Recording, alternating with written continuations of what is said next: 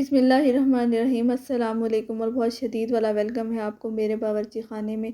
और इस दुआ और उम्मीद के साथ कि मुझे देखने और सुनने वाले जहाँ भी होंगे बिल्कुल खैरियत से होंगे इंशाअल्लाह। और आज हमारे बावर्ची खाने में बनी है खंडवियाँ। इनको खंडलियाँ भी कहते हैं और इंडिया में इसको ढोकली भी कहते हैं। जब गोश्त और सब्जियों से दिल भर जाए तो बेहतरीन चीज़ है ये। बहुत कमाल का जायका होता है, थोड़ी सी इसमें मेहनत ज़रूर लगती है। यहाँ पे मैंने 1.5 कप बेसन का ले लिया था। पहले 1 कप डाला है, इसको छान लूँगी, फिर उसके बाद आधा कप मज़ीद इसमें बेसन का जाएगा। बेसन को ज़रूर छान लीजिए क्योंकि इसमें लम्स होते हैं, गुठलियाँ होती हैं। अगर इसको छाने ना तो वो उन गुठलियों के साथ बेसन को हैंडल करना बहुत मुश्किल हो जाता है। आधा चम्मच गया है ज़ीरे का इसमें, और आधे से थोड़ा सा ज़्यादा चम्मच जाएगा नमक का। आधा चम्मच इसमें जाएगा लाल मिर्च का पिसी हुई भी, थोड़ी सी हल्दी जाएगी, और आधा चम्मच इसमें जाएगा पिसा हुआ धनिया। इसके बाद थोड़ी सी अजवाइन डाली थी मैंने, आधे चम्मच से भी कम थी, आधे चाय के चम्मच से। ठीक है, यहाँ पे ले ली थी मैंने। अगर छोटी हैं तो 2 हरी मिर्चें बारीक काट लें, और अगर बड़ी है तो एक ही काफ़ी है। और यहाँ पे 2 टेबल स्पून है धनिए का, 2 टेबल स्पून ही यहाँ पे मैंने लिए थे बारीक कटी हुई प्याज है, आप चॉप भी कर सकते हैं इसको।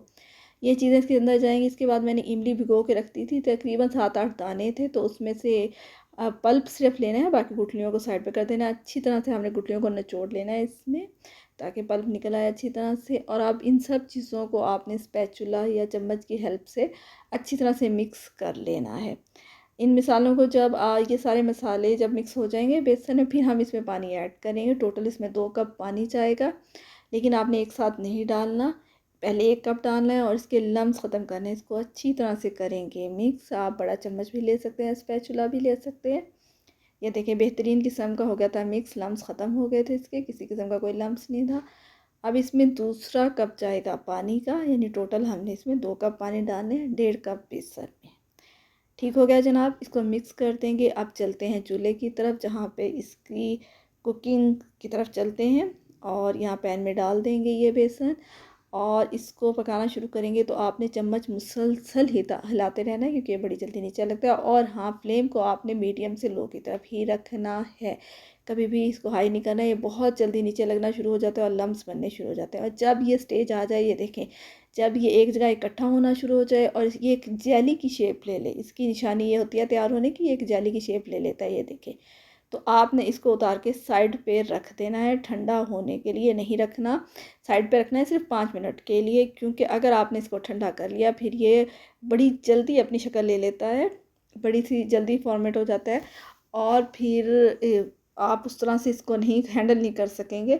तो जल्दी जल्दी से इतना हम 5 मिनट उसको रेस्ट देंगे। तो इतना आपने प्लेट में या जिस भी बर्तन में आपने इसको निकालना है, तो उसमें हल्का सा ऑयल लगा लेंगे। देखिए अभी इसमें से स्टीम निकल रही थी, गर्म ही है इसमें। और जो ये स्पैचुला है, चम्मच है, मैंने इसी के ऊपर ही थोड़ा सा ऑयल लगा लिया था। पहले इसको कर लिया था मैंने, स्ट्रेट करने की कोशिश की थी, फिर इतने में थोड़ा सा ठंडा हो गया, तो मैंने अपने हाथों पे थोड़ा सा ऑयल लगाया और हाथों की हेल्प से इसको अच्छी तरह से एक स्ट्रेट सी शेप दे दी। देखिए बेहतरीन हो गया। अब इसको रख देंगे ठंडा होने के लिए। आजकल मौसम ठंडा है तो रूम टेम्परेचर पे ही रख दें।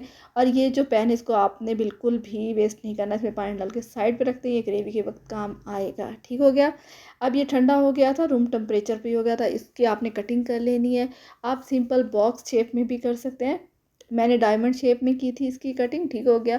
अब चलते हैं यहाँ पे, इसके मैंने की थी शैलो फ्राई। बहुत कम लोगों को पता है और बहुत कम लोग इसको शैलो फ्राई करते हैं, लेकिन ज़रूर किया करें।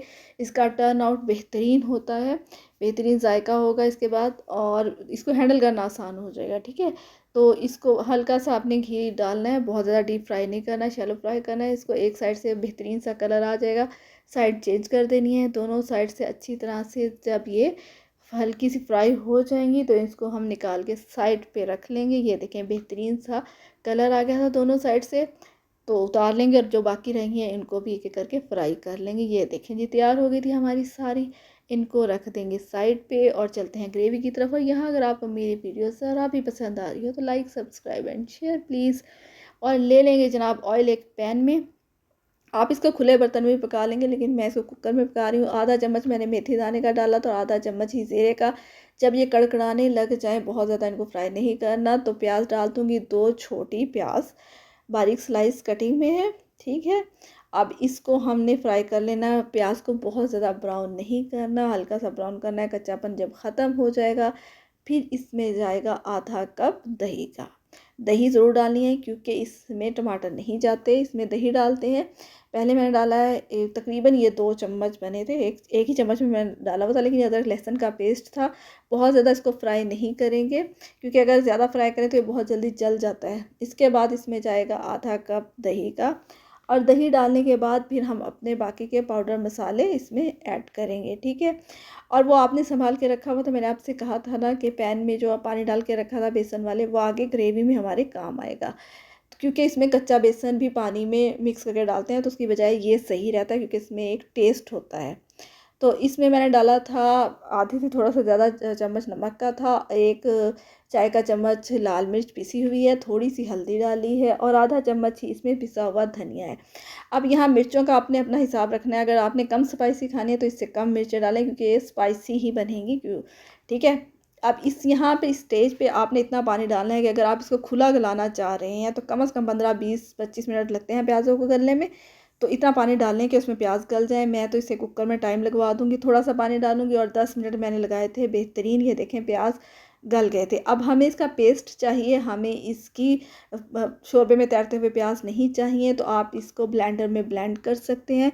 लेकिन मैं आपको यहाँ पे एक बेहतरीन टिप दे रही हूँ, आपने हैंड विस्क लेनी है, ये देखें जिसे अंडा फेंटते हैं हाथों से, ये बेहतरीन, ये देखें मैंने कितने अच्छे आपके सामने इसी से मैश किए हैं। ये देखें बेहतरीन हमारा पेस्ट तैयार हो गया था। ये मैं आपको एक बेहतरीन टिप दे रही हूँ, जो लोग ये चाहते हैं कि प्याज ना तैरें शोरबे में, तो इस तरह क्या करें, कुकर में टाइम लगवा दें पहले और आराम से हैंड विस्क से इसको आप कर सकते हैं, पेस्ट बना सकते हैं। और यहाँ बेहतरीन सी इसकी हो गई थी भुनाई, और यकीन करें इस कदर बेहतरीन, इतनी प्यारी खुशबू पूरे किचन में फैली हुई थी। और इसके बाद जो ये देखें इस पैन में जो पानी रखा हुआ था वो डाल देंगे इसमें बेसन वाला। इसके बाद आपने अपने हिसाब से इसमें ग्रेवी रखनी है, जितनी आपने ग्रेवी रखनी है उससे थोड़ा सा पानी ज़्यादा डालें क्योंकि इसे 15 से 20 मिनट हमने पकाना है हल्की आंच पे, तो जलने के बाद जितना पानी रह जाए, ठीक है। इसको एक उबाल के लिए रख दिया है, जब इसमें उबाल आ जाएगा 2-3 अच्छे उबाल देने हैं इसको, और इतने उबाल देने के बाद यहाँ पे फ्लेम को कर देना है लो और ढक्कन दे के इसको 15-20-25 मिनट के लिए रख देना है, कम से कम 15 मिनट के लिए तो रखें। और यहाँ बिल्कुल भी गलती नहीं करनी है आपने कि आप खंडलियाँ इसी स्टेज पर डाल दें। जो लोग कहते हैं ना हमारी खंडलियाँ टूट गई थी, तो वो इस स्टेज पर डाल देते हैं, वो पकती रहती हैं और फिर उनका हलवा बन जाता है बीच में ही। तो आपने इसको पका लेना है, पहले ग्रेवी को जितना पकाना है, 15 मिनट पकाना है, 20 मिनट पकाना है, जितना भी पकाना है। अब ये देखें 3-4 अच्छे उबाल आ गए थे, मैंने इसको ढक के रख दिया। मैंने इसको कम से कम 20-25 मिनट लगवाए थे। इसके बाद ये देखें हमारी ग्रेवी रह गई, जितनी मुझे ग्रेवी चाहिए थी उतनी ग्रेवी रह गई थी। अब इस स्टेज पर आपने डाल देनी है अपनी खंडलियाँ, ये प्यारी सी बेहतरीन सी जो हमने खंडलियाँ बना के रखी हुई थी। साथ इसमें आपने डालनी है सूखी मेथी, इस कदर खुशबू प्यारी आती है इसके अंदर से, हाथों में मसल के आपने डालनी है। थोड़ा सा इस पर गरम मसाला छिड़केंगे और धनिया जाएगा। दम पे रखते हैं इसको, लेकिन आपने घड़ी में टाइम देख के लगाना है, 5 मिनट से ज़्यादा का इसको दम नहीं देना। 5 मिनट दम दें, बेहतरीन आपकी खंडलियाँ तैयार हैं। और आप जब आप खोलेंगे इस कदर प्यारी इसकी शक्ल होगी और इतना ही प्यारा इंशाल्लाह इसका टेस्ट होगा। ये देखें ये आपके सामने है, ना ये टूटी हैं ना बिखरी हैं ना इधर से उधर हुई हैं, आपके सामने है। बेहतरीन हमारी खंडलियाँ तैयार हैं। आपने इस रेसिपी को इसी तरह से ज़रूर फॉलो करना है, इंशाल्लाह बहुत अच्छा टर्न आउट होगा। मिलेंगे नेक्स्ट वीडियो में। अल्लाह हाफ़िज़।